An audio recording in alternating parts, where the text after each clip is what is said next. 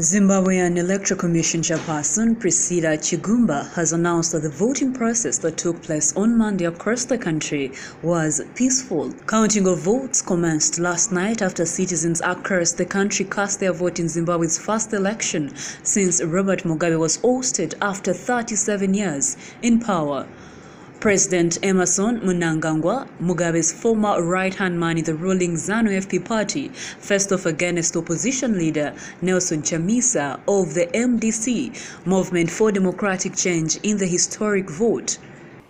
The voting atmosphere was peaceful throughout the country, in our view. This is largely attributed to the presence of the Zimbabwe Republic Police. Chigumba stated that there was a high voter turnout, which represented a sound voter education.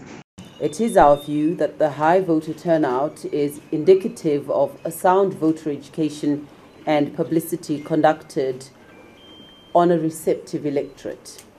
Officials overseeing the polls, in which a record number of candidates stood, said many polling stations had queues and estimated that average turnout was around 75% by 16:00 GMT on Monday. With 5.6 million registered voters, the results of the presidential, parliamentary and local elections are due by August 4th. The Zimbabwe Electoral Commission is pleased to announce that it managed to clear most of the queues in all of our polling stations by 7 p.m. The runoff vote is scheduled for September 8th if no presidential candidate wins at least 50%.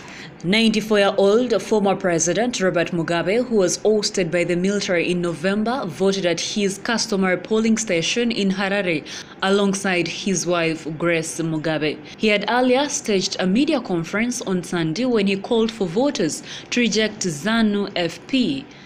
Mnangagwa, who voted in his Kwekwe constituency in central Zimbabwe, said Mugabe had the right to express himself in the country's new democratic space. Mnangagwa, who's 75 years, has promised change and is the clear front runner, benefiting from tacit military support, loyal state media and ruling party control of government resources. But Chamisa, a 40-year-old lawyer and pastor who has performed strongly on the campaign trail, hopes to tap into the youth vote.